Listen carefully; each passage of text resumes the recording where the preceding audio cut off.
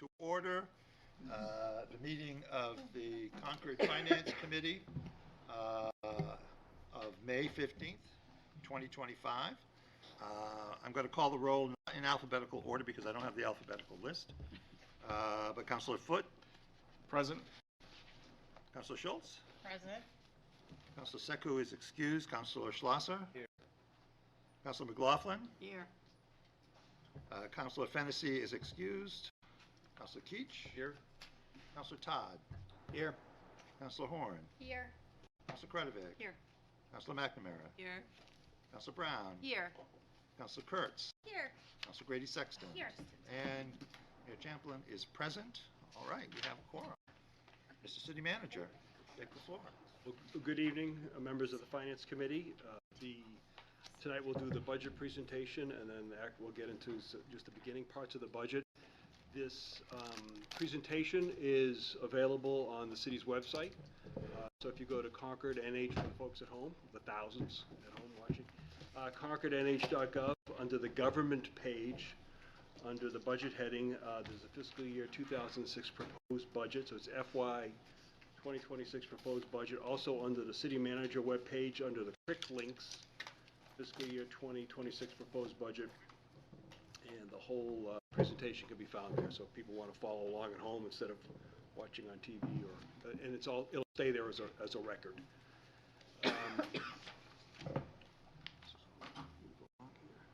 So as stewards of the, you getting that, Mike? Okay, thank you. As stewards of the taxpayer dollars, hope you'll find the presentation helpful. Fiscal year 2026 budget proposal is simply a roadmap for continued development. So this is really just a starting point for you all to, as a takeoff, and obviously make as many changes as you need to. But again, it's somewhere to start for the Finance Committee. So looking at the fiscal management of the city, just give you an update. We are at AA+ Standard & Poor's bond rating, and that is based on a strong, and this is the review of Standard & Poor's, not our statements. Strong ongoing economic development, solid practices and policies, supported by a very strong institutional framework, stable financial profile with long-term financial planning in place to address potential challenges. The Certificate of Achievement, which you can see there, our 29th year, that is the longest running series in the state of New Hampshire, in history actually. And the Budget Presentation Award is the highest award, governmental budgeting award you can receive in either the United States or Canada. Looking at the total budget overview, the proposed budget for fiscal year 26 includes a 3.9% tax rate increase recommendation. The fiscal year 25 budget, to put it in perspective, was $170 million. This budget is $155 million. If you, looking at the where this stands in terms of the CPI-U, you've asked that in the past about where we are. If you take a look at all of the tax rate increases you've done since 2020, and you look at 2020 through 2025, the average annual increase is 2.8%, where the CPI-U is 3.8%. So you're significantly below the Consumer Price Index on average for the since 2020 for each year. If you were to adopt this budget simply as is, which you won't, but if you did, then that would be 2.9% versus the 3.8% CPI-U. This is a chart City Council's always been interested in. This is a percent value of tax-exempt property in a city based on comparable communities. You can see this is as of May 2025. Concord is at 23% of the total value of the city is exempted. And when you look at these numbers, these are very conservative numbers. I think they're actually higher than this, but we really don't go around and spend a lot of time valuing tax-exempt properties like churches and governmental buildings, because they really have much higher value, but there's no sense. But we're going to pick up a lot of new information when we do the new calculation. So you can see Concord's at 23%, Dover's at 12%, Manchester's at 12%, Laconia's at 11%, Nashua's at 9%, Portsmouth's at 8%. If you go back a few years, go back to 2010, Concord was at 25%, we generally fall between the 23 and 29% in value, so almost up to a third of the value of all the property in the city is tax exempt. And again, I think it's a little bit higher than that. And you can see we're actually double Manchester and more than double Nashua. So again, it's another reason to be very careful about how tax money is spent, because it means that much more to the taxpayer in Concord than really any place else comparable in the state of New Hampshire. Quick functional question. We don't. Right. Oh, good. I was gonna see if we had this in our, and I'm just not saying that, or if that's what we're watching for the first time. It's not in our, We do No, not have it it's on the right iPad. Yeah, it's not on the iPads. I was driving myself crazy looking for it. But it is on the web. So Thank if you go you. to Cities, you can find it directly. That's very This helpful. Thank exact you. thing. Okay. So now spending a little time on fund balance, total unassigned fund balance. So to remind you, and I know you all are aware of this, but the unassigned fund balance represents the portion of the total fund balance that is spendable, non-restricted for anything. It has not been committed or assigned for a specific purpose. Essentially, it is the funding that provides the city with the flexibility to deal with emergencies or other unanticipated events. The healthier the unassigned fund balance is, the less impact an emergency will have on the city's finances, and we experienced this particularly during COVID. The unassigned fund balance is the balance that the rating agencies use as one of the key benchmarks to assess the city's financial health. In January 2025, Standard & Poor's affirmed the rating of the city's AA+, which is a half notch away from AAA rating, a very commendable achievement for the city and testament to the City Council's budgeting over the years. As we look at the unassigned fund balance, we're at 21.6% as of June 30, 2024, because of course we do this on audited figures. The city's goal was increased to 20.5% in October 2024, so again, we were at 21.6. When the City Council adopted the 2025 budget last June, $560,000 of unassigned fund balance was used to keep the tax rate increase down. The total fund balance now stands at $27,810,000, up from $25,984,000.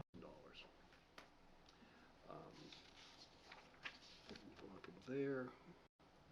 Looking at the budgetary use of fund balance, this is always a question: is how much fund balance do you use during the budget process? The budgetary use of fund balance needs to be strategic to remain close to the city's goal and not have significant reductions so as to impact the city's bond rating or cause a big challenge for future years. Any significant reduction in the unassigned fund balance is reported in the annual comprehensive financial report may result in a rating agency downgrading the city's AA rating. So looking at these numbers, I'll list out a few of these numbers for you. So if you look at the 22 number revised, that's actually $2.9 million. In 2023, it was $1.5 million. In 2024, $3.7 million. In 2025, $4.2 million, and I'm suggesting $550,000 this year.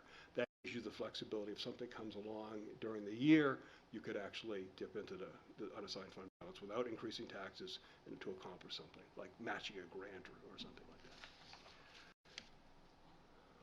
Looking at motor vehicle registrations, the actual numbers in 24, 7.8 million.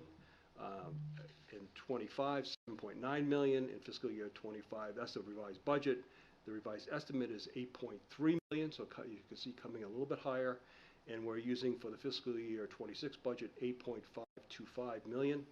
Motor vehicle is our second. The reason I list this one is the motor vehicle is our second largest revenue source, and that's true of most communities.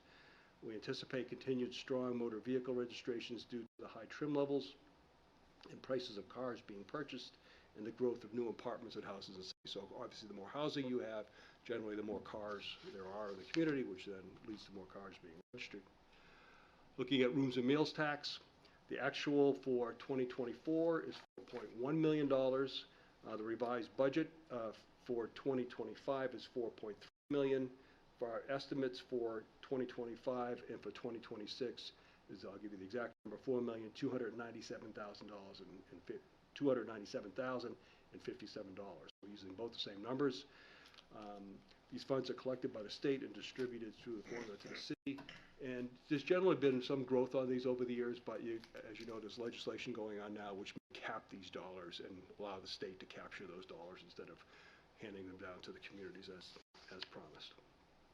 Highway block grant dollars, again, this money comes from the state. You can see there was in 2024, there was extra dollars that were provided to the city, to all communities. It's a formula-based grant. And in 2024, the actual number is $1.1 million. In 2025, revised estimate, those are the same numbers at $901,000, and that's what we're projecting for fiscal year 26. We usually don't find out a little bit later on to what the actual number is, but this looks like it is likely, the $901,000.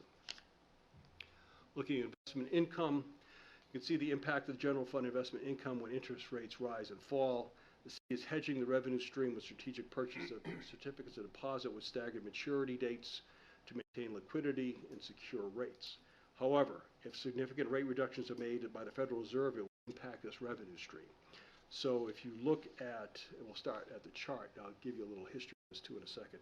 The 2024 actual number is $2.7 million, and the revised, what we budgeted for 2025 was $2.35 million. It came actually in at $2.45 million, so it came a little higher than we thought. But you remember the rates went down a little bit from previous years, and again, we think they may go down again. The next rate setting will probably be likely in July. So we're budgeting at we're recommending it at $2.28 million. You can see a small reduction. To show you how volatile these really are, if you were to go to the left of that chart, let's say go back to fiscal year 2022, so you go back, say if there was two other bars there, that number would not be 2.7 million, it would be $82,000 straight. So it really depends. So and of course the reserve, when you have the reserve, you have these, so when those rates go up and down, it really does impact. And the more money that you can raise through interest, the less you have to raise in taxes.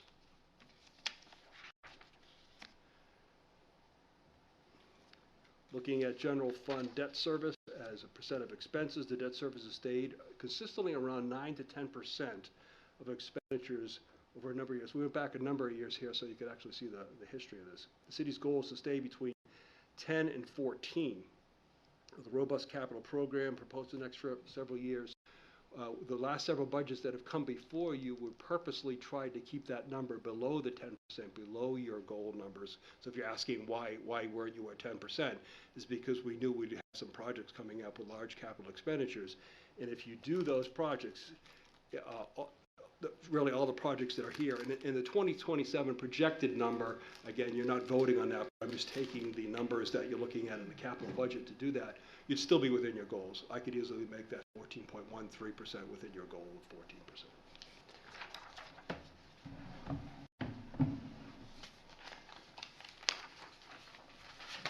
Looking at total budget overview, again, the 2025 adopted budget is $170 million.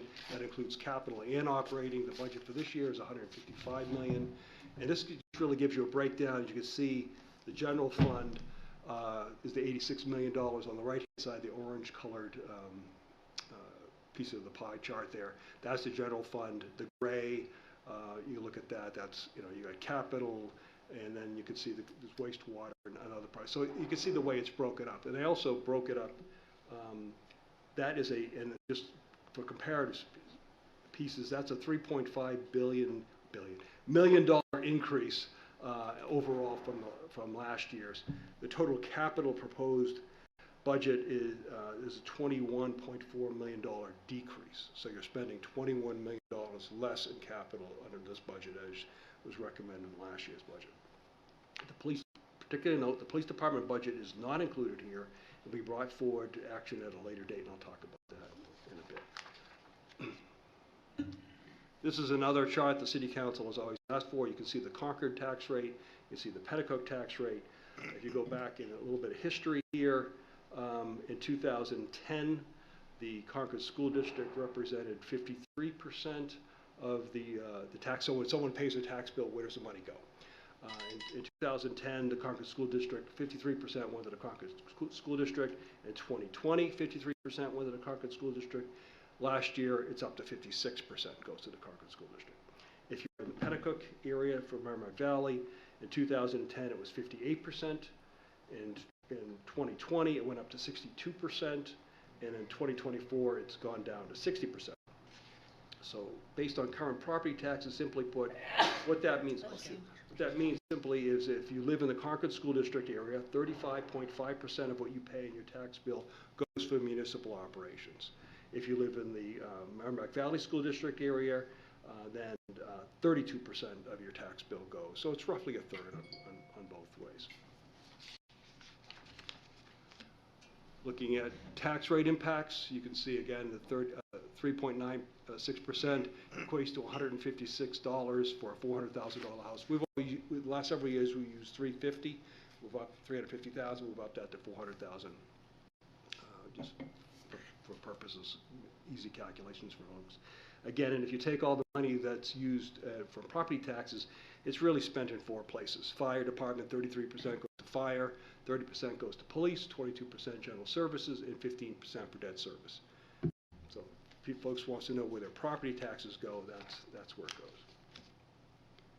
Looking at the general fund overview by expense, by function, you can see general government is that pie piece up on the right-hand side, the more orange pie piece.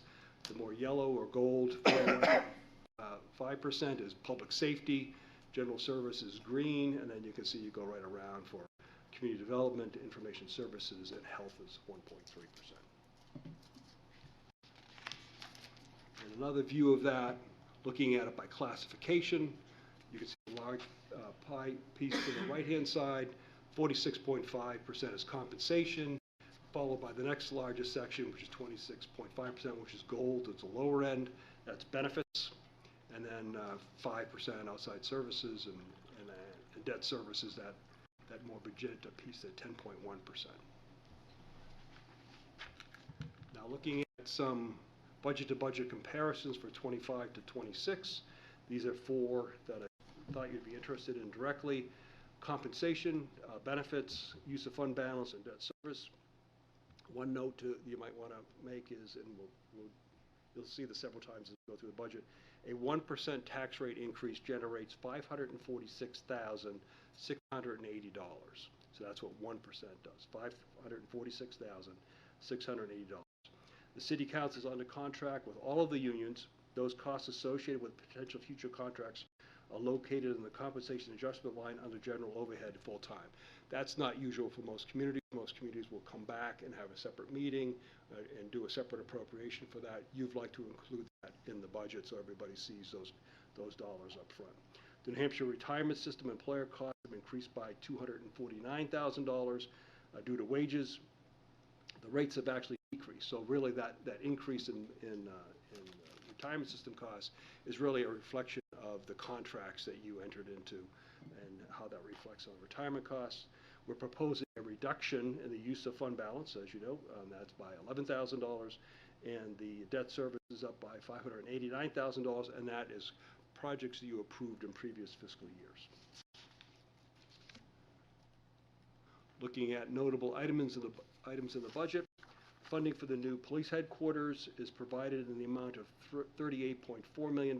But those funds are not appropriated as part of this budget proposal. As City Council in the future need to review the design and funding proposal. As you know, you have not seen the design, you have not seen the funding proposal. That's something that's going to have to come before you, and you're going to have to decide on what type of building you want to build, when you want to build it, and actually how the costs associated with that.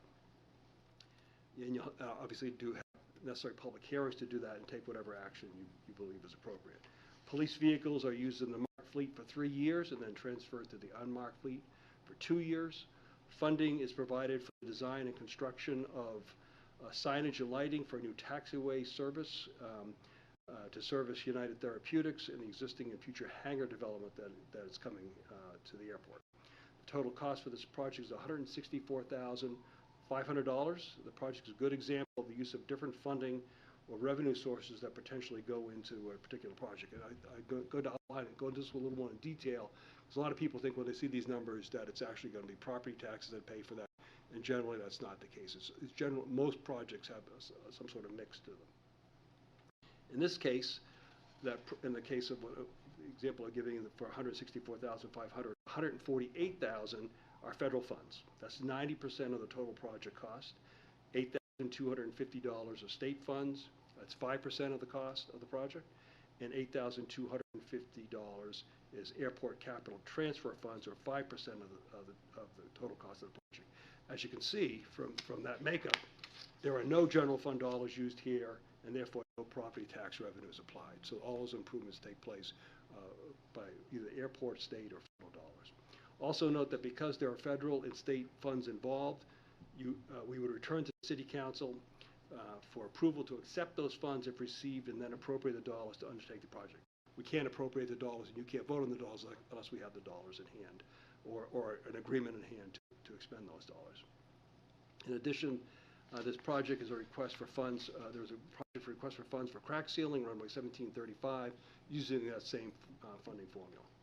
Staying at the airport, there are 2 additional projects that use airport bonds. Again, not general fund obligation bonds.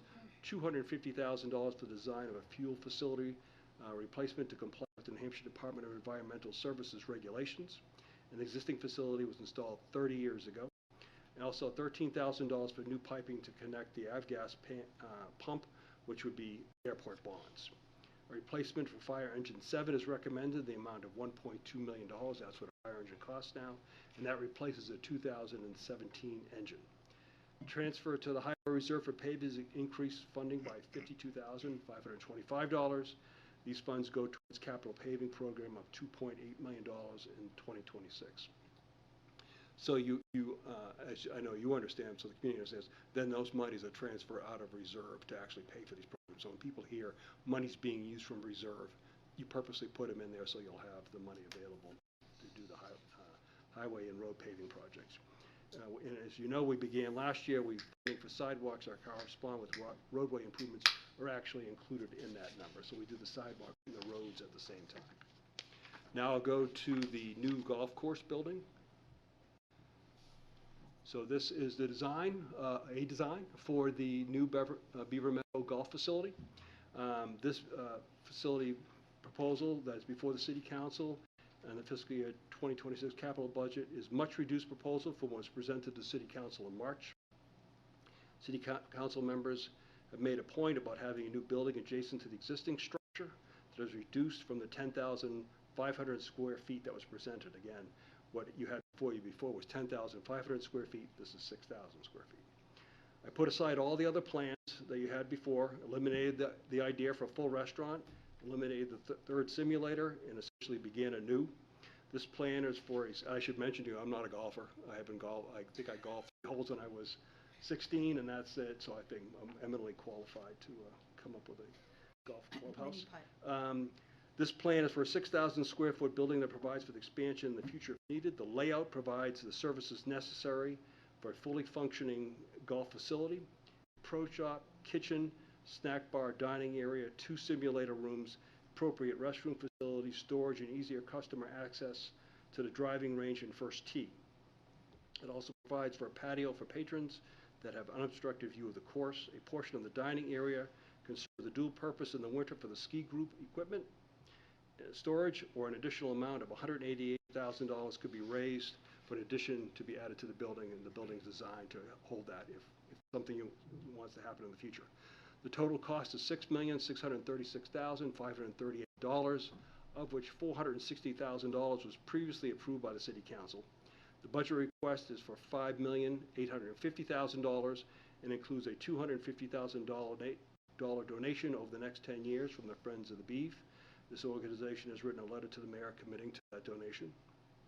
I propose funding the project with a 20-year bond and have the golf course transfer $250,000 each year from their excess revenues and fund balance, and I can get through at least the next 5 years at this level, maybe more, and I will highlight this again when I do the operating review and pro forma on the golf night, so we'll have a full discussion on this at the golf night. I also propose using an amount of money from the Recreation Reserve that is not committed for anything else, and to have a 0% tax rate or $0 tax rate increase in the first year of the bond. I also propose reducing the use of the Recreation Reserve of the next 5 years and a small tax rate. So the first tax rate increase, if that would occur in this, would actually be, on the average home would be $3, and it'd be in fiscal year 2028. So we're in fiscal year 2025.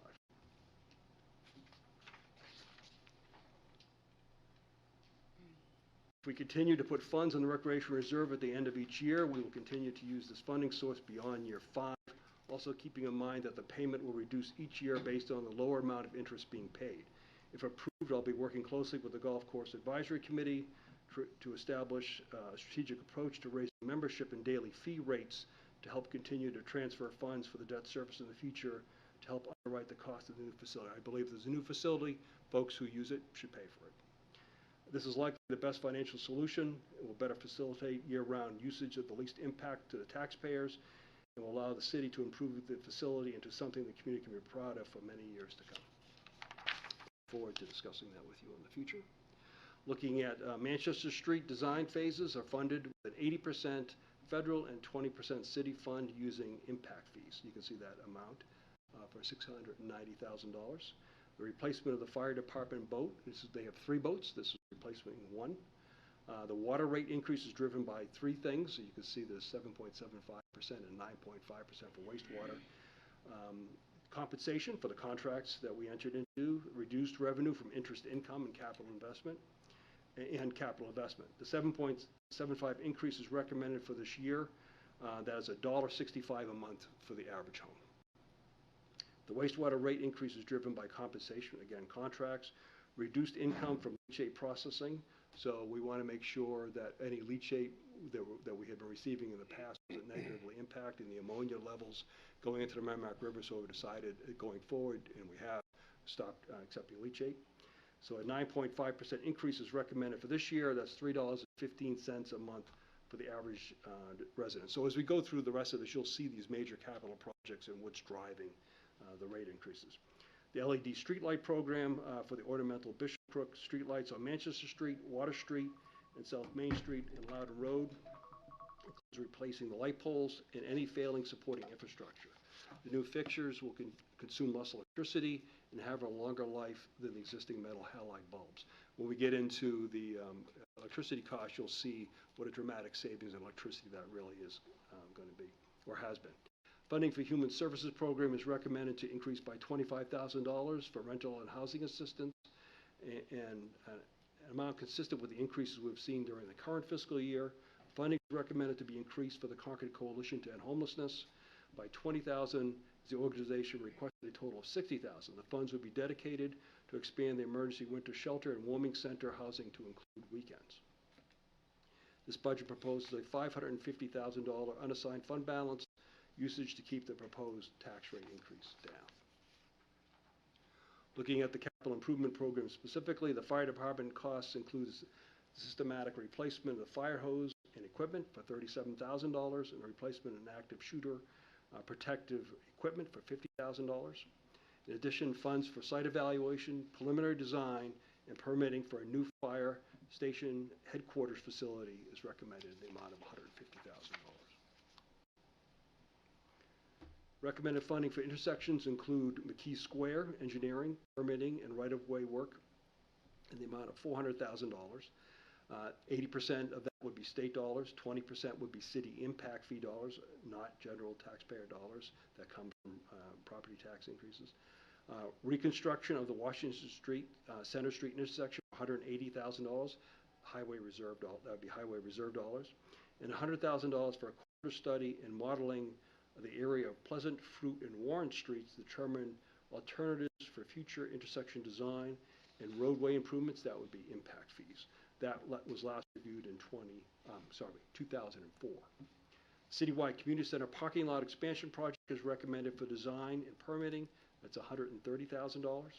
Citywide recreation facility improvements funding includes $701,000 for the replacement of the Garrison Park pool and $35,000 for the replacement of the Green Street Community Center locker room HVAC system. Downtown sidewalk construction projects include sections of Green Street, North State Street, Capitol Street, and School Street in the vicinity of the new legislative parking garage. We had planned on doing this work previously, but held off when the parking garage project looked viable so the sidewalks would not get damaged. The project will include traffic calming and sidewalk bump out designs along Green Street. The White Park building improvements is phase 2 to include adding an equipment lift and safety upgrades for staff usage.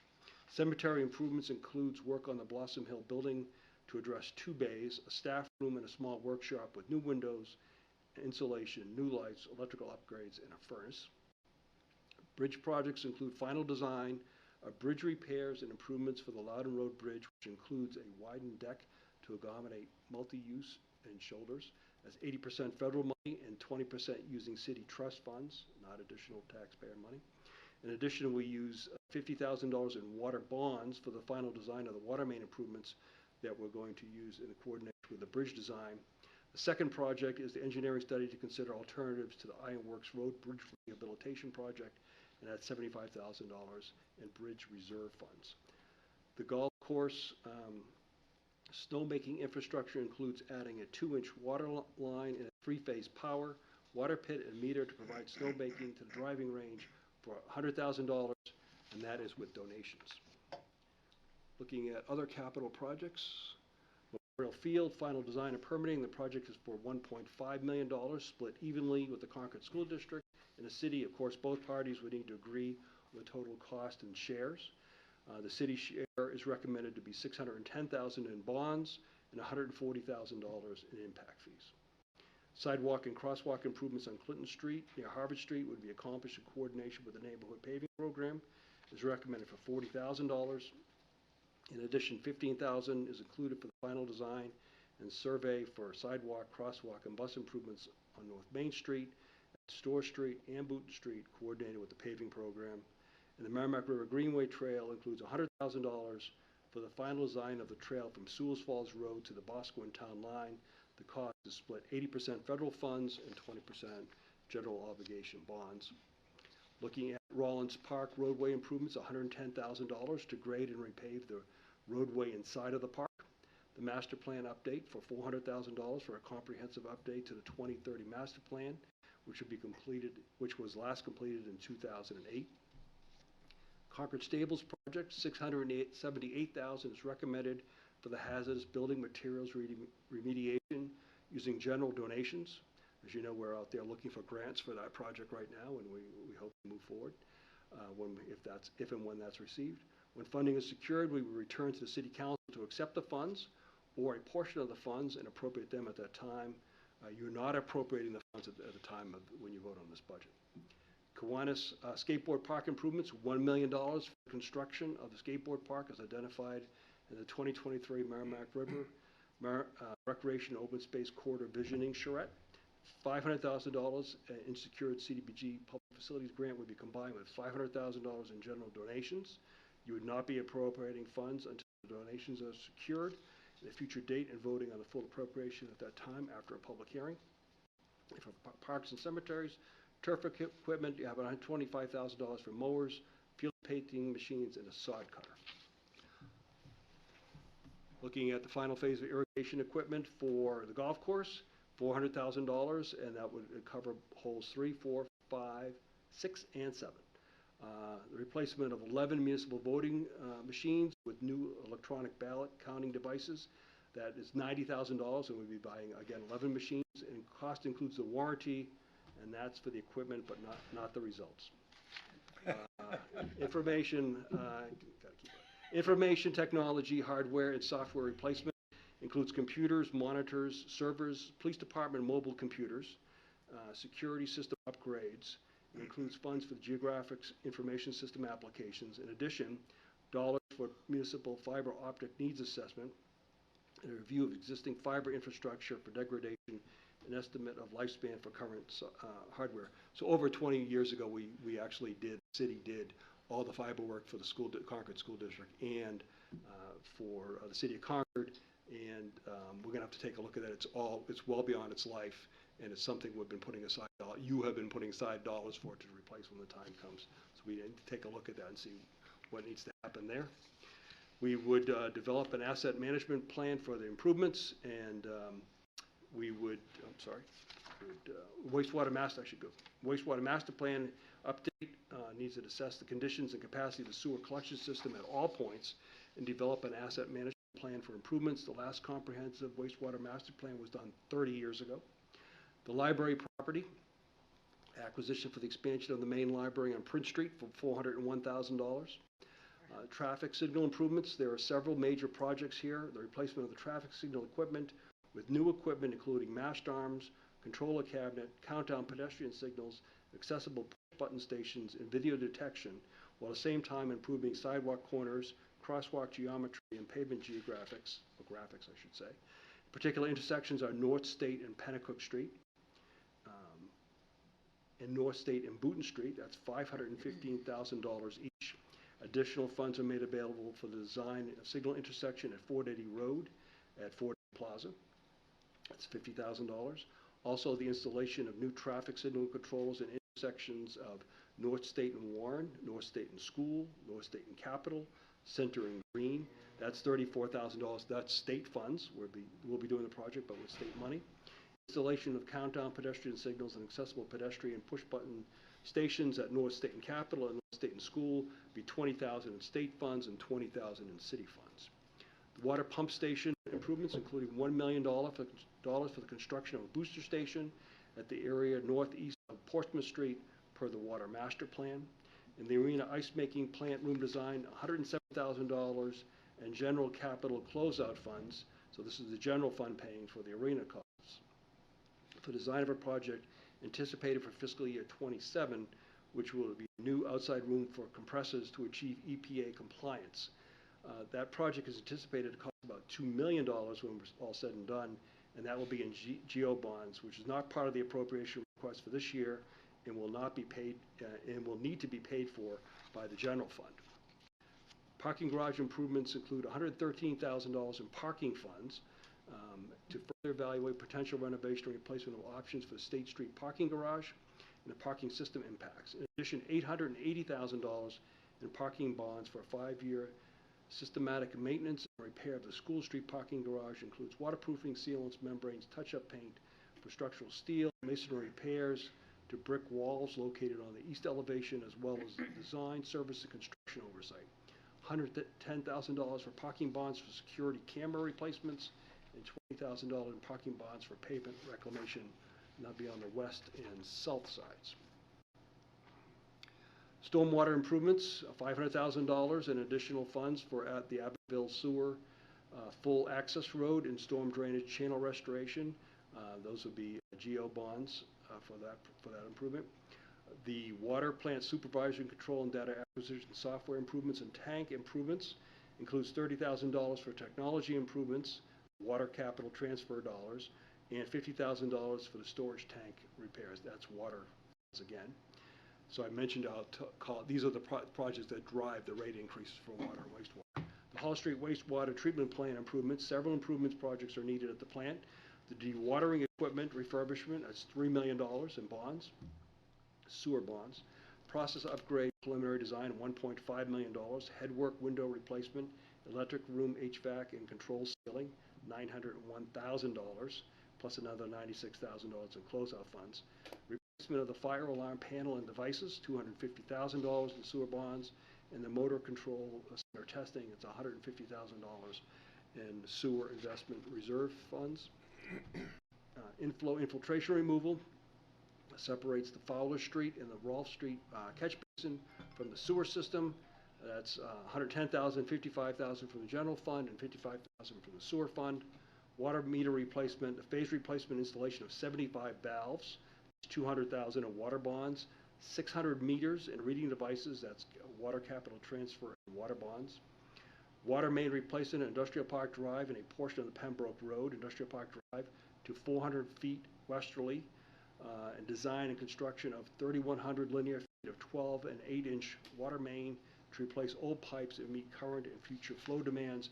That's $1.5 million in water bonds. Water main rehabilitation and construction, interceptor access road maintenance. There's also general services, equipment replacement funding to replace 12 pieces of equipment, dump trucks, loaders, sidewalk tractors, pickup trucks, and more. And that's funded through the general fund, the sewer fund, and the water fund, depending on who's using the vehicle.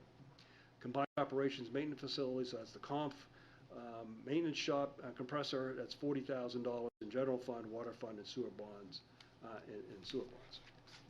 Getting close to the end. Neighborhood street paving program, we use 2% of the tax rate is set aside for paving, which is the neighborhood paving program we set up many years ago. And as previously mentioned, the capital program is recommended the amount of $2.8 million for fiscal year 2026. Note that this amount does not include all the bridge work and the intersection work that I already talked about.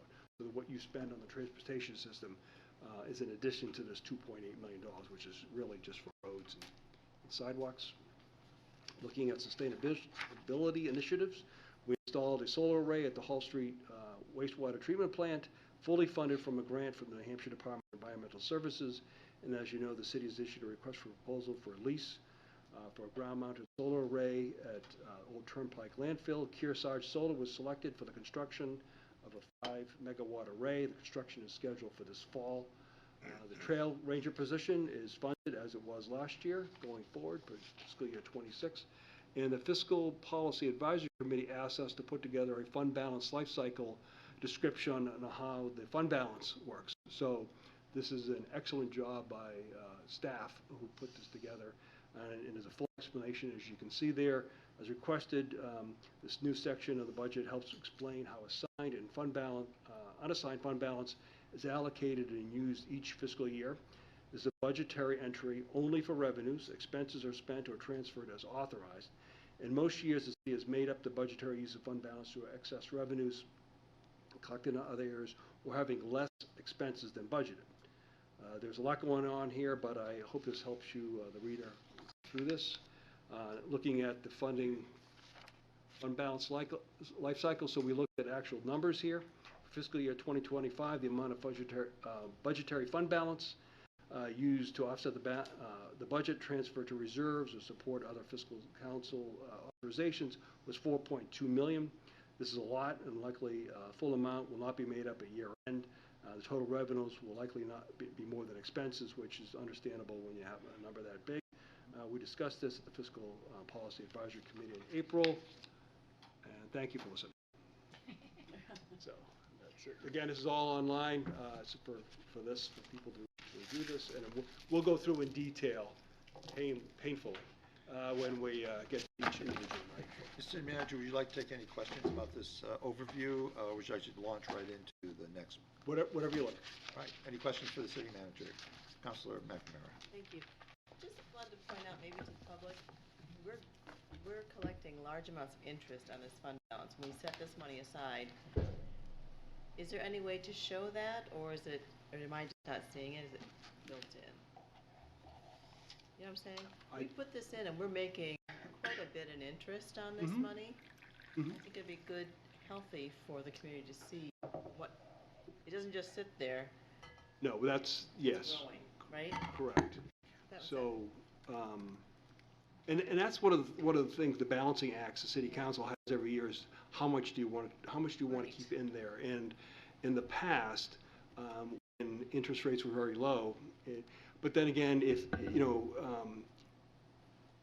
there's other reasons to have the dollars in there, so it really does help with our banking costs by having those dollars invested in there. And I think one of the numbers that really is spectacular job the city council done is the total fund and total unassigned balance. But again, you get to the point where that number gets so high that you really want to hold on to that amount of money. Right. So it's better to spend down those dollars out of those reserves and out of that fund. And people say, well, you're spending reserves. Well, it's better than collecting more in taxes when you have the money just accumulating because of the good investments that you made. Why not use those dollars for, but you can anticipate that, and that's what we've tried to do. Thank you. Councilor Brown. Yes, thank you, Mr. City Manager. Can you tell me how much would need to be cut from this budget so that there is zero tax increase on the city side? And then I realize that the school district, we have no control, and their increase is 61 cents, where ours is 39 cents. Sure. Could you tell me how much we would need to cut for no increase on the city side and no increase across the board? You mean for the schools I couldn't tell you that. That's Well, something you'd have to ask.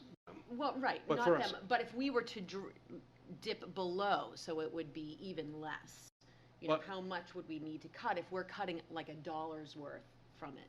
There you go. So- 2.16 million. So really, if you take that number I gave you, the 500 500,000 plus number. 46,680. Right, multiply, that. Just rough number, multiply that by 4. Okay, That would take That's care what of we the need to take. the city's portion, right? okay, Yep. great, thank you. Other questions?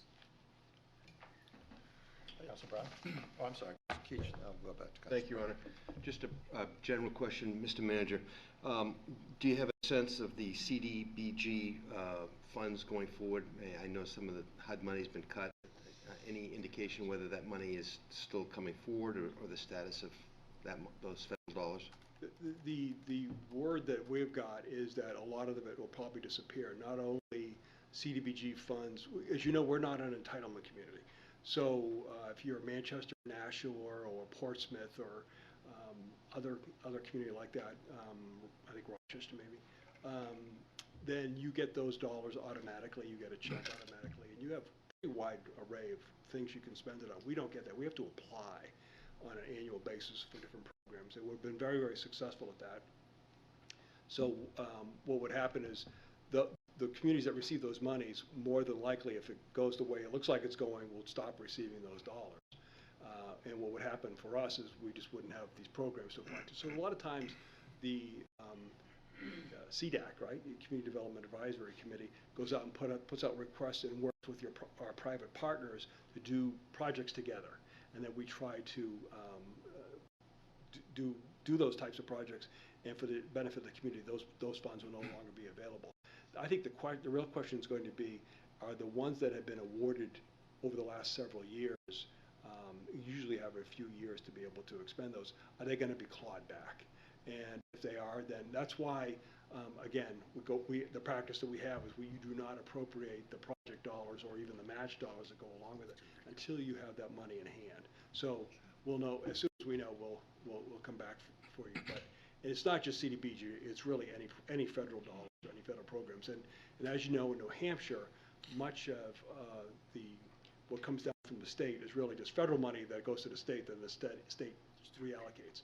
A lot of other states, money comes directly to the communities from the federal government, particularly the cities.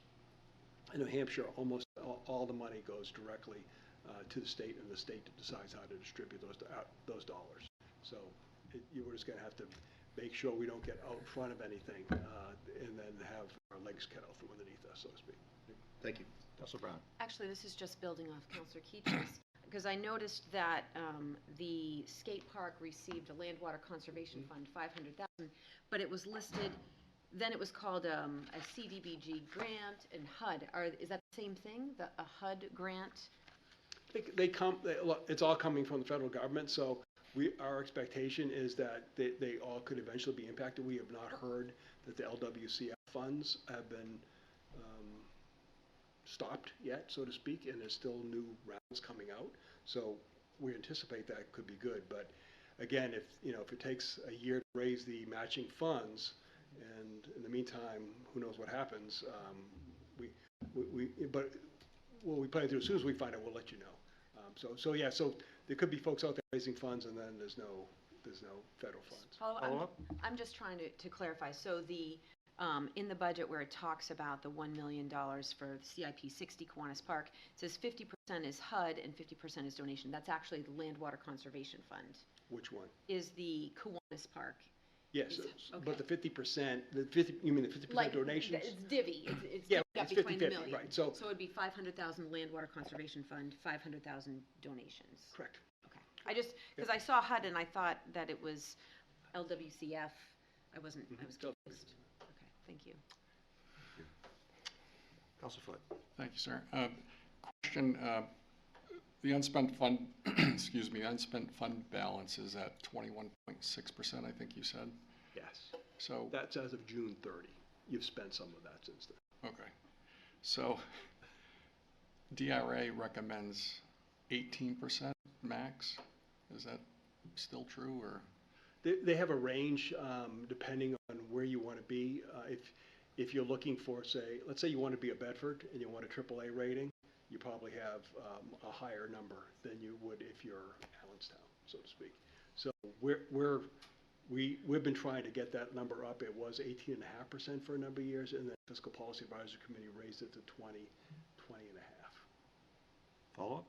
Thank you. So I guess what would it take, following up on Councilor Brown's 0%, what would it take to, how much would we have to reduce down that percentage to have a 0% increase?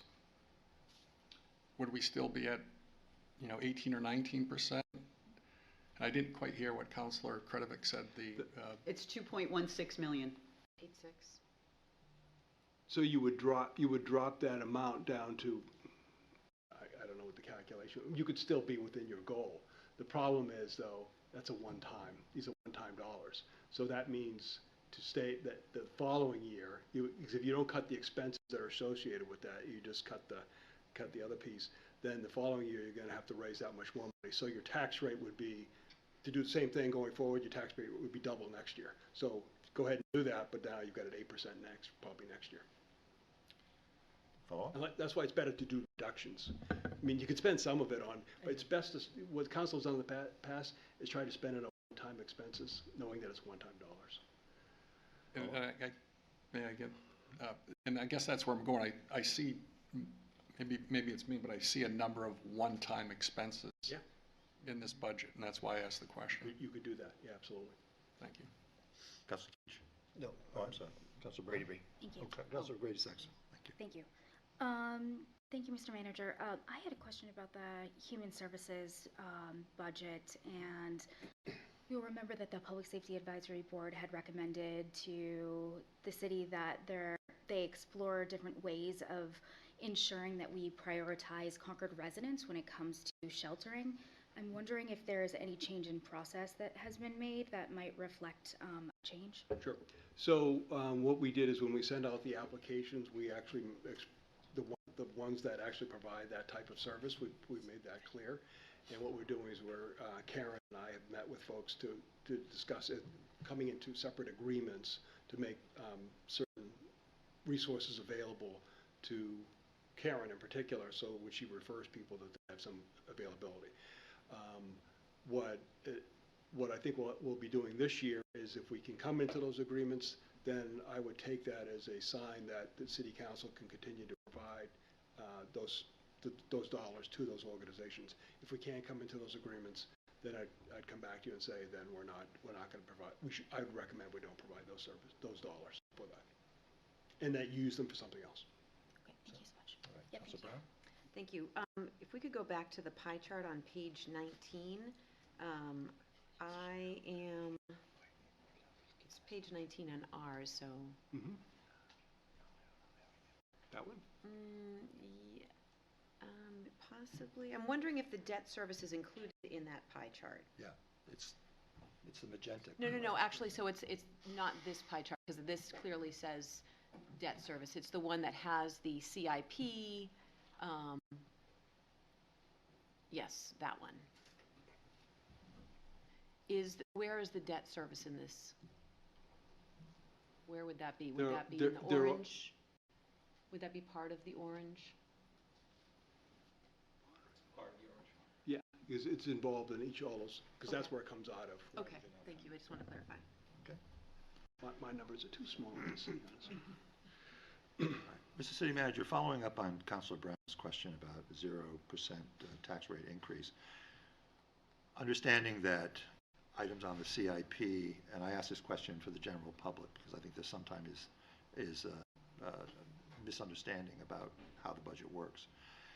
Understanding that not everything on the CIP is being funded by general obligation bonds that would be paid for by the general fund. Some of them are being paid for from other sources.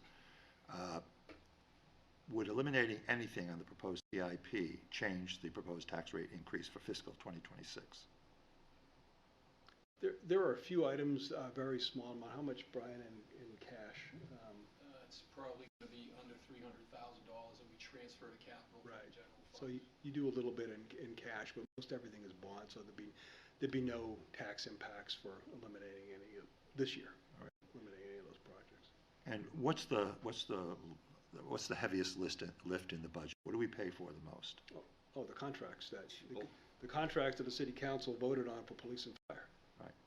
And we, And more that you will be voting on for all the employees. So all the wage increases and the benefits that the benefit pieces that go along with that. So that was, but you knew that going into those contracts. Right, and those are multiple year contracts, correct? Those are generally 3 to 4 year Generally have contracts. a cost of living increase year after year after year. correct? Well, you want to stay competitive with other communities and other organizations.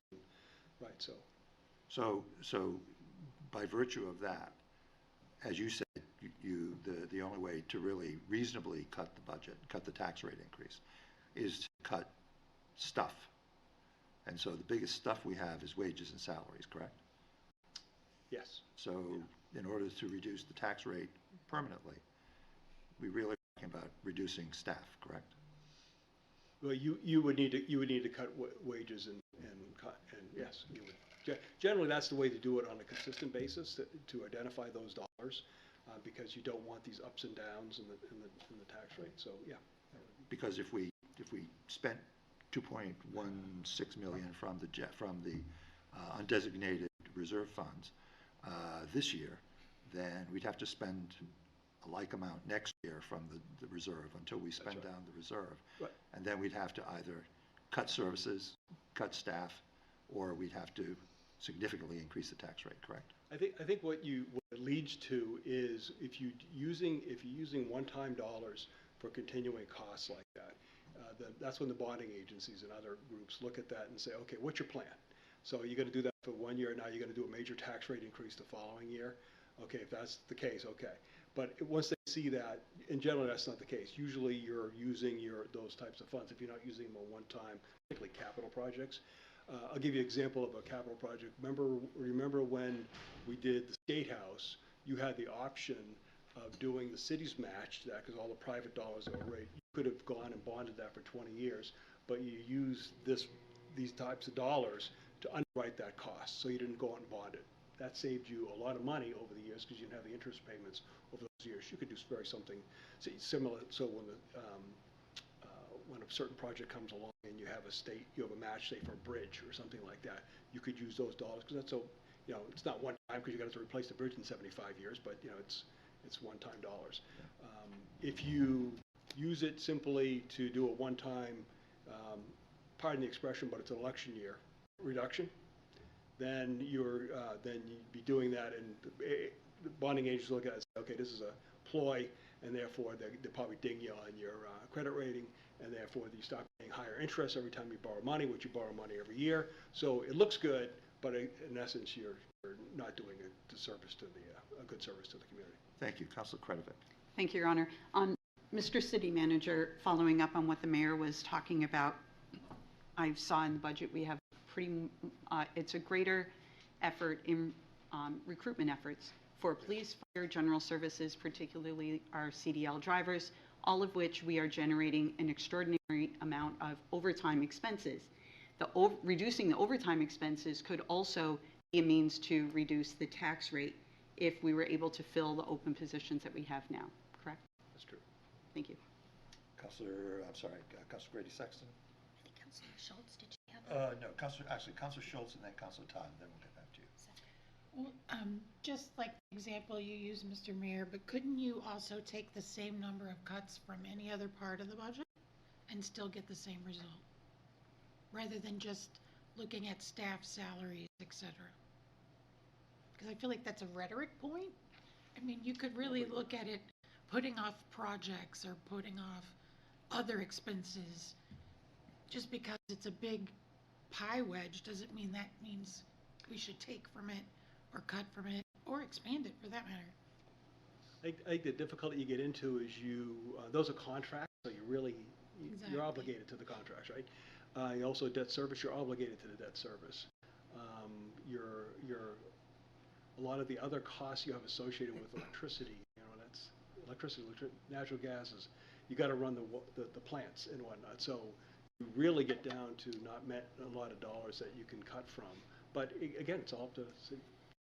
I'd be very much interested because no one's come to me during the years and said our constituents have come to us and we would like to see this reduction in services.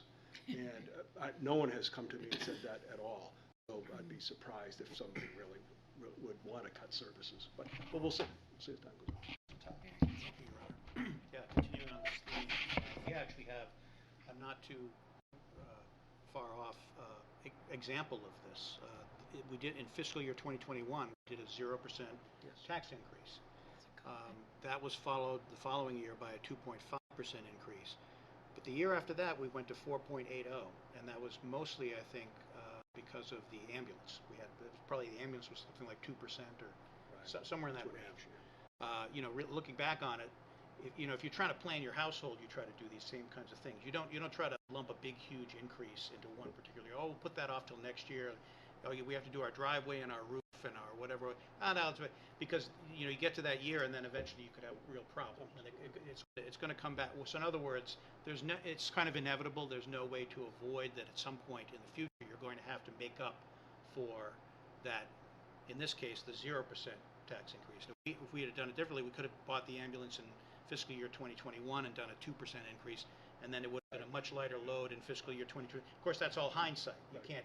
But I think that, you know, I personally, I kind of appreciate the fact that I know that a lot of thought goes into this kind of planning. So we're not expecting taxpayers to have a huge hit. You know, all of a sudden we're 10% increase. You know, we've really tried to maintain a consistent low level over the years. And when you average it out, as you pointed out, I think earlier, that's what we come to. But I'm just concerned that if we look at the unassigned fund balance, it's exactly what you said, that if you kind of keep whittling away at that, you're really going to affect the rating. So that's kind of similar scenario as a 0% tax increase. We're really not helping ourselves in the long run. But, you know, you can use pieces, as, you know, as Councilor Foote, you can use pieces to make strategic investments in capital projects to underwrite, you know, to push down the bond costs, to not borrow something, particularly if it's a smaller number like that. But you've always encouraged me to do multi-year budgeting, for looking at this for multi-years. And if you want to move off that, let me know, because you could make this spectacular this year. But you know, if you're here next year, you're going to say, boy, I wish I didn't do that. But yeah. Councilor Brady Sexton. I'm happy to defer to Councilor. Okay, Councilor Schultz. Councilor Kurtz. Yeah. You're going to ask the question, so. Thank you. Thank you very much for the presentation, Mr. City Manager.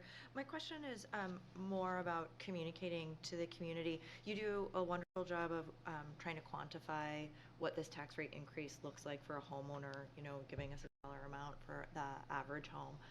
And I don't know if you know this, I don't, and so I'm asking, what I understand is that renters often experience, you know, a disproportionate increase or slightly higher direct effect. Is there any sort of calculus to know how this tax rate increase affects renters in the city of Concord, or is it solely at the discretion of the landlord, and so it's sort of like a guessing game? Because I'm thinking that many of our renters may be the folks who have the tightest budgets and may have the greatest concern around what this increase might do to their monthly budget. It's solely at the discretion of the whether or not they pass that through.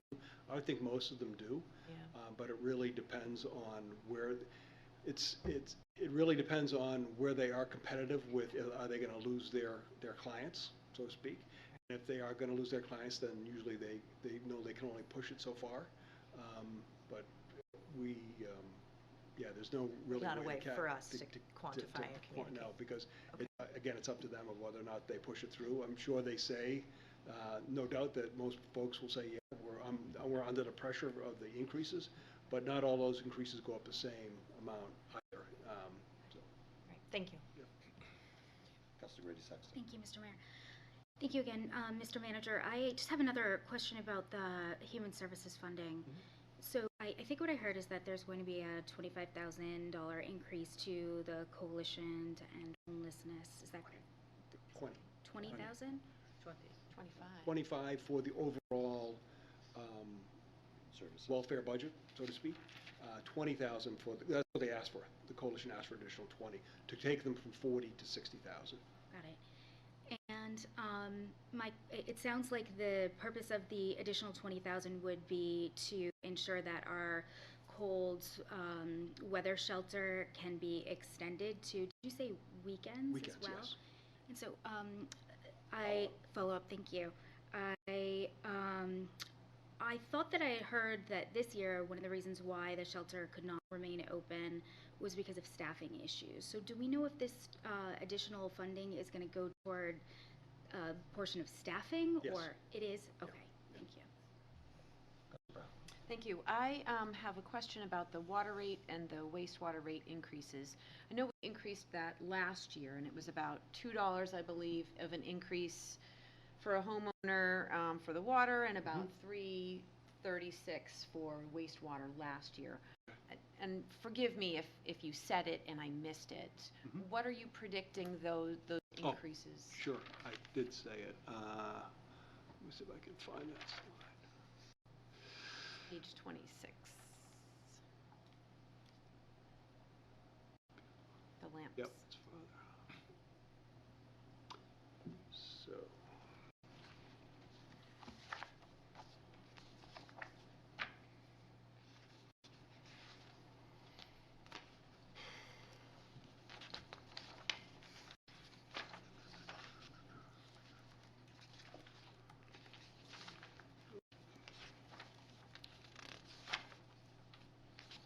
It was $1.36. Nope, sorry, got my numbers back. So for water, it'd be $1.65. And for wastewater, $3.15. Follow up. What is that based on? Is that based on a house of 350, or are we staying with the 400? Oh, no, it's not based on that, it's based on the amount of water or wastewater you actually create. To use it. So we believe it's on 3,000. Again, we're gonna get into this really in depth when we do water and wastewater lines, but it's based on usage. Okay, so And that's the average uses of a home. usage. So we took the average uses of what actually gets used in Concord and used those numbers. And that the would same number we've used in the past. And that would be an increase, thank you, of that amount for the year, annually, That's monthly. monthly. Okay, that's a monthly increase. Thank you. Thank you, Your Honor. Two questions. One's very quick. Mr. Manager, and I think we can address this when we get to the recreation budget, but I'd be interested going forward, hearing about the discussion about the sustainability of maintaining 7 pools in a city this size. And I say that at the risk of my father in Keach Park's legacy. But I think it's an important discussion. It's come up in the past, so we can talk about it at that time. Sure. But I just wanted to give you a heads up there.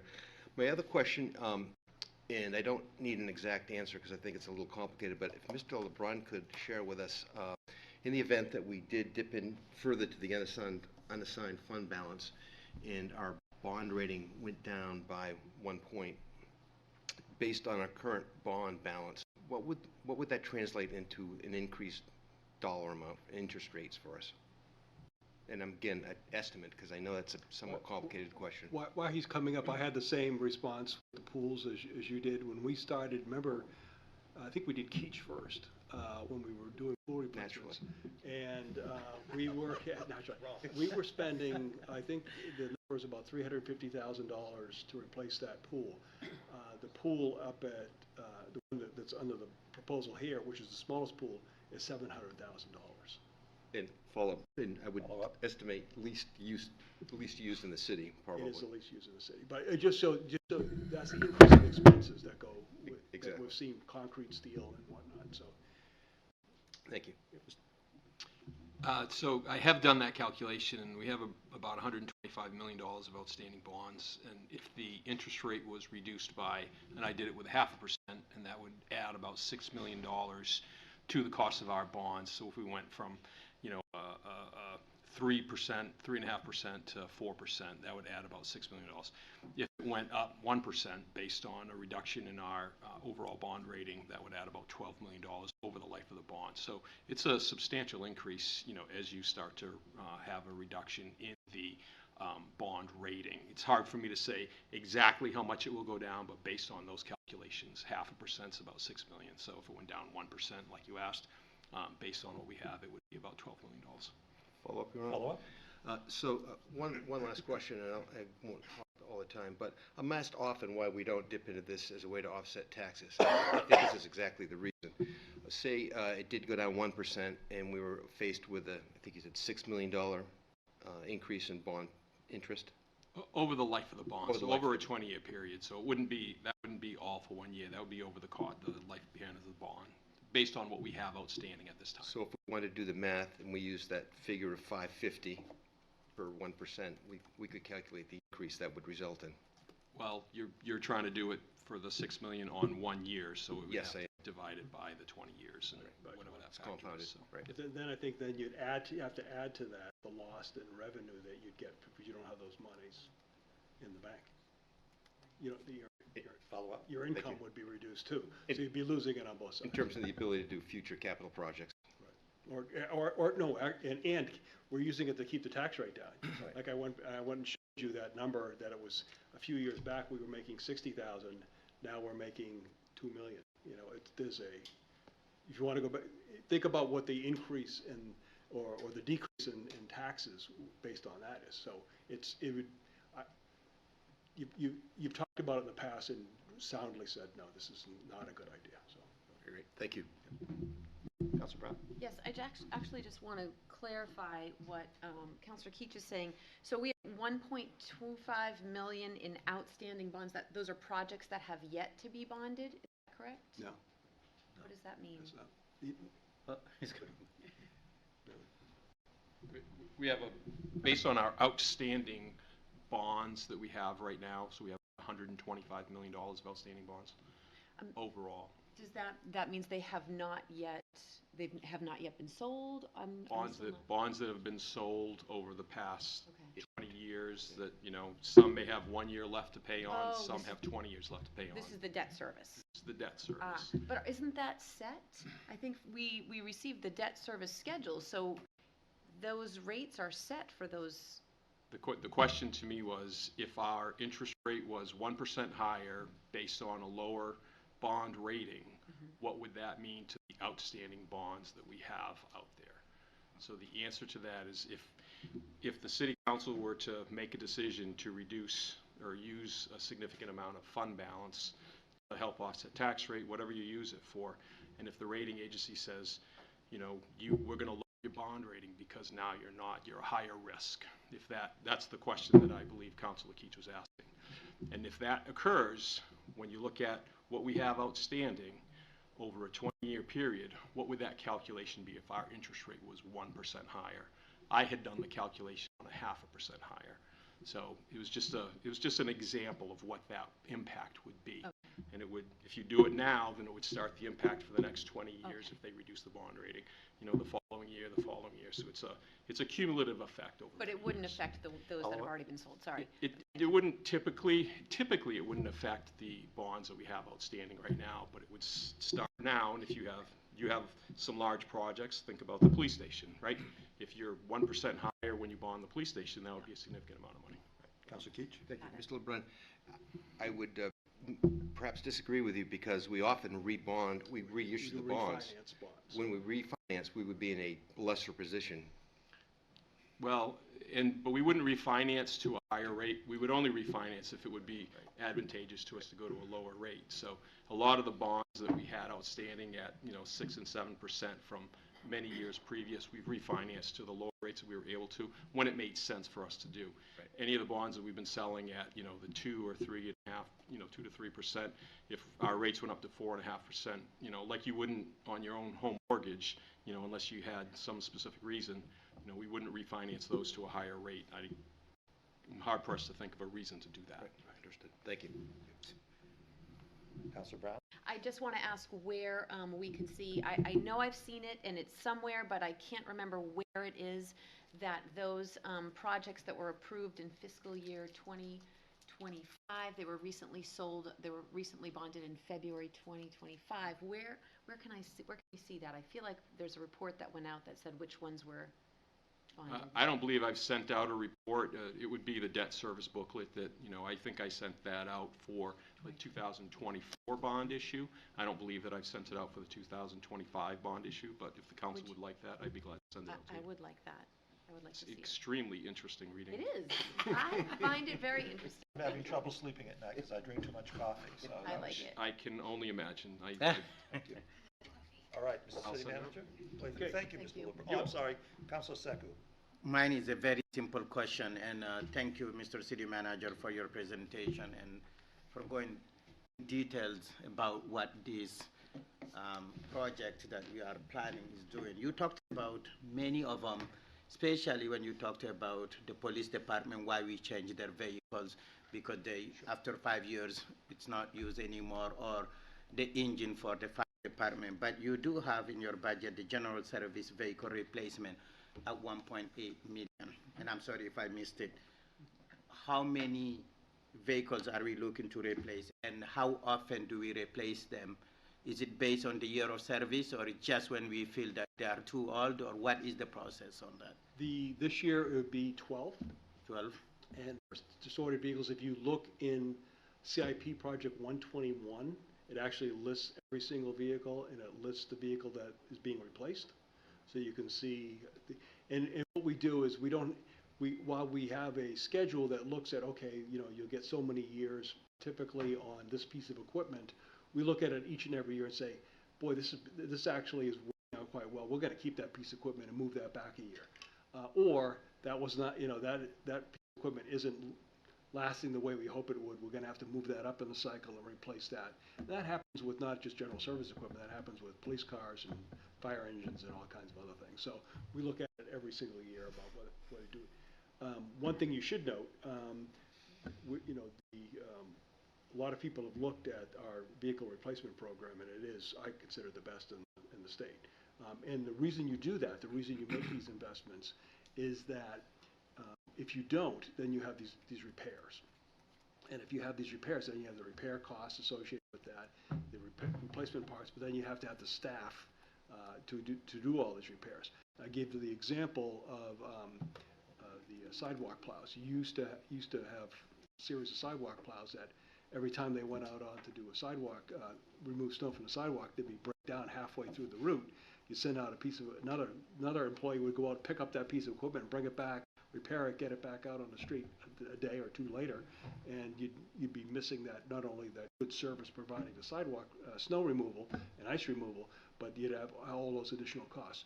By going and making sure you have good equipment, you provide better services, I think, at a reduced cost, because you're not having to do all those repairs and have all that downtime, not only for the employee that's doing the work, but the employee that has to go and then help the employees doing all the work. So you have a very good program, as I said, but you have to stay on it. It's very easy to say, hey, we're going to take a year or two off, just very much like roads. You're going to take a year or two off, save some money, drop the tax rate, and then that comes back and bites you, and then it takes you years and years and years to catch up for something like that. So the way you have it right now works very well, and that's kudos to you for investing in that. I'll just remind councilors that we have more budget to go through tonight, and we're going to be going into detail on many of these issues as we go through the following several weeks. Councilor Kurtz. Yeah, this question perhaps can be deferred. I just want to have greater clarity about the new police headquarters appearing here in the budget, but we're not appropriating funds, and so trying to understand, and I apologize for those of you who get it already, let's say you come to us in 3 months after the budget is passed, would we be voting for an out-of-budget appropriation spending on this? And if so, where does that money come from? Like, mostly for taxpayers at home to understand, if it's not leading to a tax rate increase now, how will we do that? And if you would rather answer that on the night we discuss police headquarters, that's fine with me. We'll use the police station. Is that the way you use it? That as is an the example? one, yeah. So let's say you voted on it in the first week of June, and you already decided exactly what you wanted and whatever the amount was, and you voted positively to do that. You would not be paying, there would be no costs associated with that in this fiscal year, in fiscal year 26.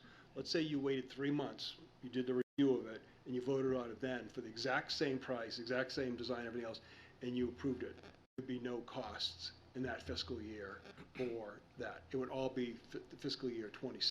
That's when you start to see interest and principal payments on it. So really, as far as when the costs hit, it really doesn't make a difference. What I didn't want to do is presume that you're going to vote on whatever the amount is.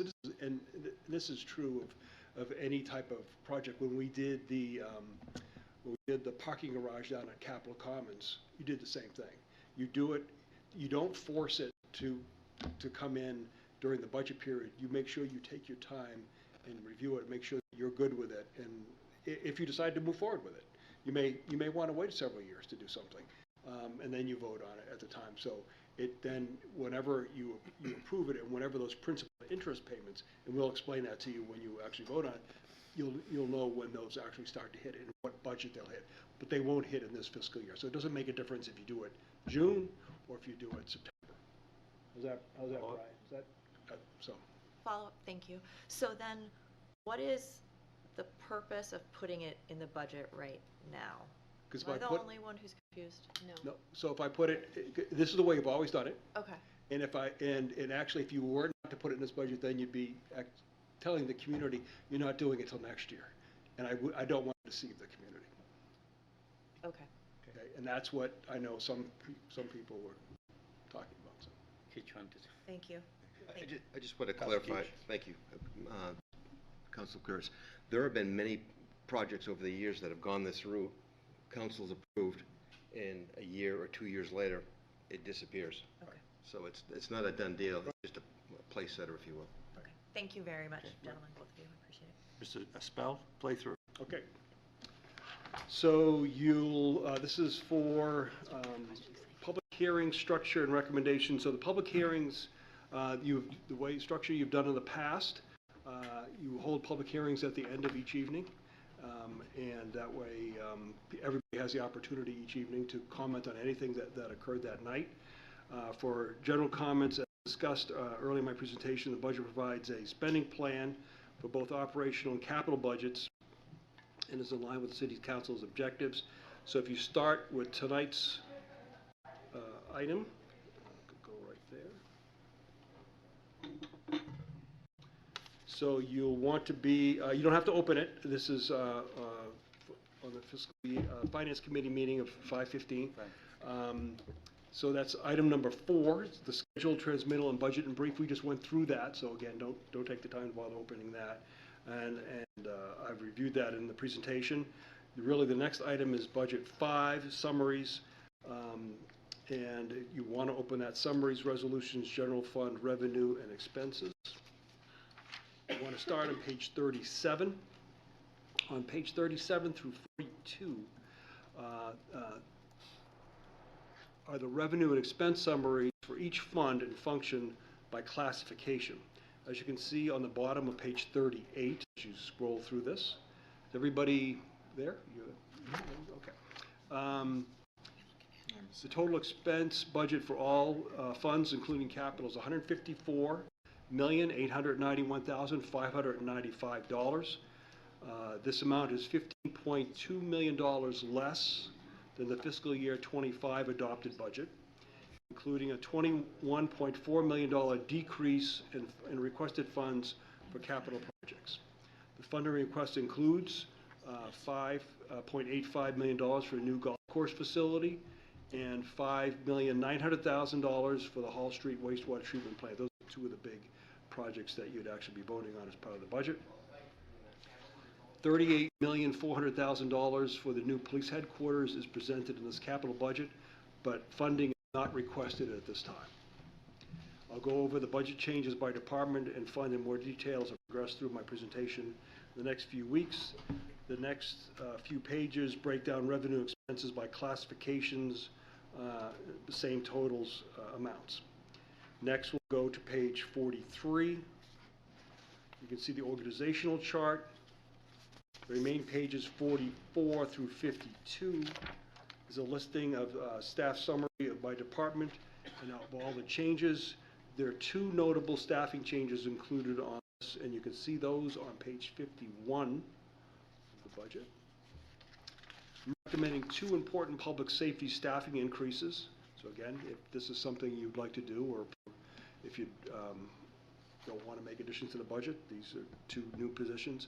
In addition to 1 outreach social worker, the 2 existing social workers have been a resounding success. Adding to this team will continue to enhance the police department's outreach program, as those with opioid-related issues, as well as others in the community that will benefit from the follow-ups and direct police intervention on an ongoing basis. In the fire department, the addition of 1 assistant fire marshal. This is a position that has been long in the making. The workload for the fire marshal is very heavy. Has been working significant overtime to try to keep up. Additionally, this new position will allow for the transfer of knowledge from 1 position to the other for succession planning purposes. Overall, this budget provides 2 additional full-time equivalent regular employees. On page 52, it's a graph of full-time equivalent employees by fund. The general fund, wastewater, water, and all special revenue funds combined. Under the graph is a chart of all temporary and seasonal employees by department as full-time equivalents totaling 34.99 full-time equivalents. The next and last table on page 52 shows the actual number of temporary employees under the fiscal year 2006 column is 270, the same as 2025. This is the number of temporary employees it takes to make up the 34.99 full-time equivalents that was listed above. I'll be glad to answer any questions before we move on regarding these sections. Any questions for the city manager? Seeing none, please move on. Okay. Next, we'll go to the budget resolutions on page 53. So if you keep scrolling, the far right column is titled Fiscal Year 2026 Proposed. 53. The total general fund budget is $86.9 million, or an increase of $3.5 million over the fiscal year 25 adopted budget, or a 4.2% spending increase.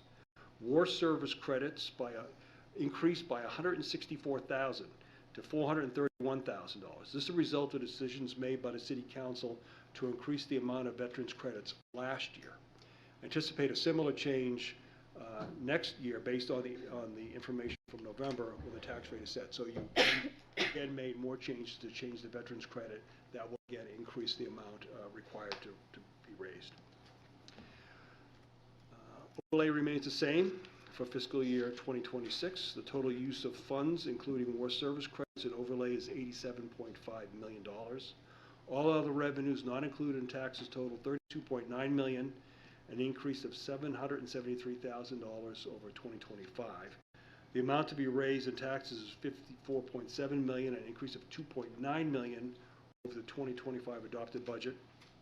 The anticipated value for the city is $5.3 billion. That's what we're going on. And this includes an estimated $47 million in new assessed value for real growth. That's new construction that has occurred in the community. The estimated city portion of the tax rate is $10.23, a 39-cent or 3.9% increase over fiscal year 25. The remaining pages, 54 through 57, in this section of the resolutions for operating and capital budgets, you'll be considering at the end of the process. So these are the numbers that are reflected in the budget as you have it right now. You'll make all kinds of changes to these numbers. You'll get new sheets related to all those, and that's actually what you'll be voting on. The next section of the general fund revenue expenses, starting on page 58. You scroll through there. It's general revenue and expense. This starts 58 with a summary of all the revenue categories totaling $86.9 million. You can see that at the bottom right-hand corner. Continuing on page 59, under each category are detail items within that category, and I'll stick to describing the major changes and notable items. Property taxes, which is the first item, is the single largest revenue item in the budget, which is $54 million. Under other taxes, payment in lieu of taxes, the budget-to-budget increase is $68,000. The biggest single change here is the Briar Hydro increase of $39,000 net. All other pilots or payments in lieu of taxes increased marginal amounts to make up that difference. Under intergovernmental revenue, the rooms and meals tax is up $158,000 based on last year's tax rating numbers when we received them. The most recent report continues to show rooms and meals tax revenue is up about $10 million for the state. We'll see if that appropriate amount is shared with the communities when the tax rates are set in November. School district payments are down $87,000 due to one less school resource officer at the Merrimack Valley School District. Under rental income, this revenue is up mainly due to the Concord School District payment of their agreed-upon portion of the Fuel Island project for $22,000. So they used the fuel up at the comp, and they agreed to, as we did improvements to the station, to pay their portion of that. On page 60, under license and permits, fire prevention permits are down $37,000 due to the fire marshal's time constraints.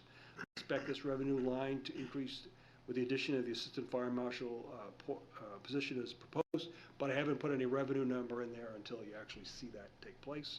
Investment income revenue is down $76,000. You saw that in the chart. Whether or not that comes to be, we'll find out based on the rates set by the Federal Reserve. Use of fund balance, this revenue is down $11,000. This budget-to-budget decreases in a positive note. Again, I don't want to presume using your fund balance for this. This is something you need to do on your own if you wish to do it. You will notice that this revised column shows a $4.2 million in use of fund balance. That includes supplemental appropriations the City Council approved during the fiscal year for surplus, incentives for the police department, stipends for winter maintenance, council, the DEIJB funding, and the Concord Stables project. Also, remember that this is a budgetary item and we do not record an actual revenue for this line. On page 61, motor vehicle registrations, this revenue is up $636,000 due to the fiscal year 25 trend that we've been experiencing. More people moving to the city with an increase in apartments and in condos. For department service charges, review fees are down $55,000. We're not sure, unless we actually have projects really in hand, we don't want to count on those revenues, but you could get more if you got some major projects that come along. Police duty, special duty services for the police are down $58,000, and that's with the current staffing levels. We're not able to staff the many special assignments and are using other communities for some of these needs. So you don't have those additional revenues, but you also don't have those additional expenses. Ambulance charges are up $385,000 due to fees and expected calls. Under retiree health reimbursements, this revenue is down $109,000. When we get to the expense side, you'll see the retiree health expenses down a similar amount, so it's an offsetting number. On page 62, under other revenue, the last line of the section, other revenue, is down $139,000. The largest part of this is Southern New Hampshire Hazmat was over budgeted in the amount of $90,000 last year. So this year it is budgeted at $93,000. This is a reimbursement for the fire department for overtime expenses for hazmat events. We send a lot of folks to that and we get those dollars back. On page 63, if you keep scrolling, shows the 5 top revenue producers in the budget, with property taxes as number 1, motor vehicles is 2, the remainder of the page in the top is 64. A brief discussion of each of these revenues, so you have a little explanation of what each one of those means. These items make up 86% of all the fund revenue. The last section on page 64 shows fund balance progression over the years. Certainly positive progression with unassigned fund balance at the end of 2024 being $15,645,535, or 21.6% of expenses. This is the number the rating agencies will be concerned about if there's a significant reduction and it could impact the city's bond rating. Be glad to answer any questions on revenues. Thank you. Questions for the city manager? Councilor Brown. Thank you. This is just to be able to better explain it to constituents. When we're looking at the general fund revenue, we'll see 2024 actual, adopted, revised, projected budget. So the actual is, we recognize that at the end of the year. Could you give me like dates for when each of those are set? So that is like, we understand the actual numbers for 2024 by what date? Sure. So that was the actual numbers at the year end after we've had the audit done and everything. Those are the final numbers. Is that October of 2020? Probably. When would you say that was? Yes, it's roughly completed in that October time period. Usually our audit is at the end of middle to the end of October. Okay, so that would be October of 2024. We've figured out that number because our That's year the ends in official June number. That's the June 30th. Yep. That's the June 30th, final. 2024. So then the adopted, I'm sorry, follow up. I'm just going to go right through the columns to make sure I'm clear. I'll do it. You don't have to. Thank you know you. what? Thank Okay. So, but if I get it wrong, let me know. So the 25 adopted is actually the budget that you voted on June 5th or whatever of last year. That's what you actually voted on. Yep. Okay. Then the 25 revised is changes that you've made between now and then. And you can see most of them don't change. But if you do make a change, it's reflected there. So if partway through the year, 3 months in, you decided to change something, right? And you actually took a vote and did it, then it would be reflected there, whether it's expense or revenue. Yes, at what point do we, is there like a cutoff for that revised? You know, is that like revised all the way up until May of the, you know, the 11th month of the year, or is it?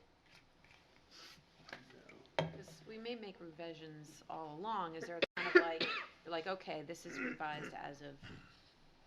So what you see in the budget book is pretty much as of, you know, probably through March. Any actions that you've taken since then, an action that was taken in April or May isn't reflected in that number because, you know, the book is being published and printed and all that. Yeah, So okay. if So you, anything that you've done, you know, during the course of the year. So, 3/4 of the way through the year is usually a good, yeah.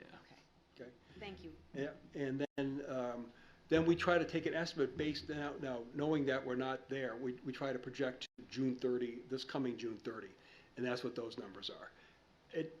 They're always off, but they're sometimes a little high, sometimes a little low, but it's a projection based on the direction we're going. And then the 26 budget is what I'm proposing to you tonight. Thank you. Please Okay, proceed. keep going. Okay, so the last section for tonight starts on page 65. So that's the general fund expenses. And summary expenses, a total of $86.9 million, an increase of $3.5 million or 4.2%. On page 66, as you scroll through there, compensation and benefits are the two first categories and represent $63.5 million. This is 73% of the total expenditure of the budget. It is up $2.5 million over fiscal year 25.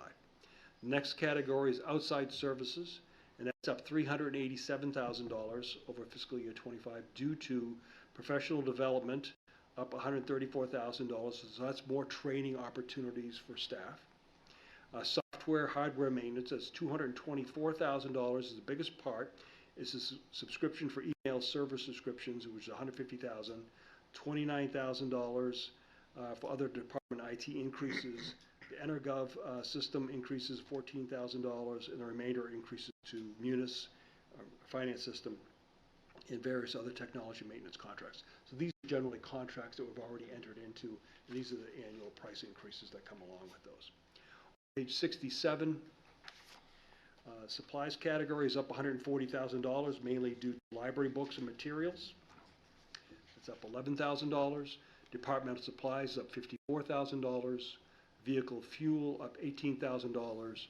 And winter treatment supplies up $47,000. And that's really based on contracts, again, that you have for supplies.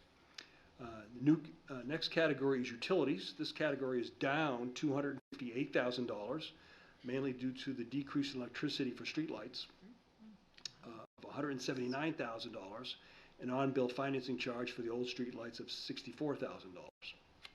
Insurances are up $35,000.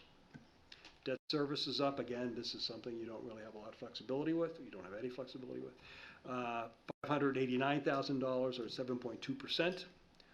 On page 68, the miscellaneous category is up $56,000 or 5%, mostly due to the $25,000 increase in the Human Services Special Programs budget. Transfer out category is up $56,000 or 1.5% due to increases to trust and solid waste and a decrease to capital projects. The summary expenses section provides a good overview of expenditures for all general fund categories combined. The total of wages, benefits, debt service, utilities, and transfers is $77.3 million. Out of the $86.9 million, it's 89% of the total budget. So again, that's pretty locked in, unless you want to start doing something with folks' contracts.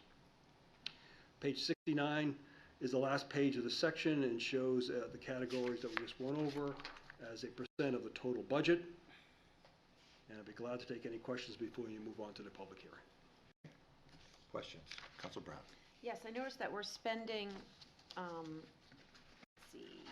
just $25,000 in advertising, but we're making like $7,000 in advertising. How are we advertising? Like, what advertising services are we using? And So- what are people charging to use? So that would be when we're doing, we don't do a lot of advertising, but if you, for position openings, you do, right? But what we try to do, but we usually generally the savings associated with position being open, we'll use dollars so while we're not budgeting a lot of money for advertising, we'll use dollars and overexpend that account, knowing that there's a savings in the position being open. So you do that, so you multiply that by the dozens and dozens of positions in the organization, you have that. Also, there's other advertising related to, we do bids, we do a lot of other things but it's small, it's really small pieces. We're not running a program down at the Hooksett booth with pamphlets and things like that for the most part. So, I wasn't expecting that. yeah, not yet. Councilor Crest. Thank you, Mr. Mayor. I'm looking at this ratio of expense detail page. I see debt service at 10.1%. I'm wondering if there's a recommended range for how much debt Yes.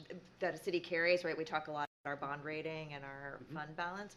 Where do we fall on that, in that recommendation of what's a healthy or reasonable? The Fiscal Policy Percentage. Advisory Committee looked at that and said the best thing to do is come up with a range, and their range that they came up with, looking at other folks and talking to our agencies, was 10 to 14.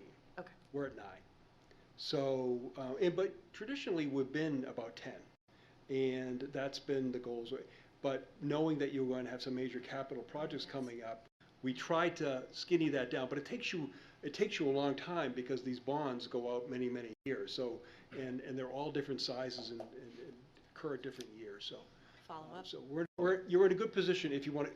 You're in a good position with the rates that you can get right now and where you are. The question is, is the project a good project? Thank you. My follow-up is just to say, now I remember that you showed us that on a bar graph, and I thank you for jogging my memory. I wasn't going to say anything, And Counselor. people at home, if you're following along, you're welcome that I needed to hear it again Well, this is the to first really time, so solidify it. By the So- time we're done, it'll be 3. We'll talk about it 3 times. Okay, So great. that's the Thank whole you. idea. As soon as you started explaining, I was like, I did know that. So. It's easy. Yeah. It's easy to. It ends, the numbers end up just filling your head. There's yeah. a lot, yeah. Thank Any other you. questions for the city manager? Right. Mr. City Manager, as others have said, thank you so much for this overview, for the beginning of the detailed look at our budget. And if you stand down, I'll open a public hearing. And again, you'll hear this in a lot greater depth, each individually as we go through each department, and particularly the capital nights when Tim and Nat talk about it. Right.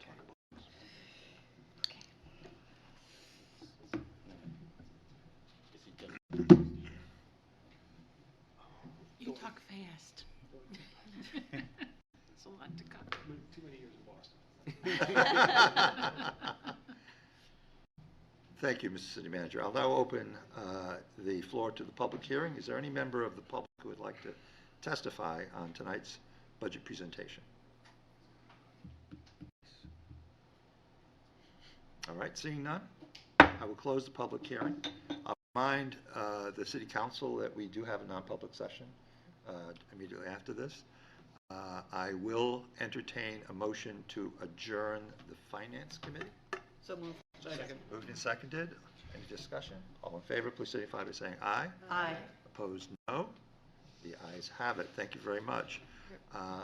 Motion to go into non-public session under RSA 91-A3, paragraph 2, to discuss compensation adjustment. All right. Moved and seconded. Is this something that Yes. I put it No. in? Yeah, I'm leaving. Yeah. All right. All those in favor of going to non-public session, please signify by saying aye. Aye. Opposed, no. Ayes have it. Mr. Mayor, could I request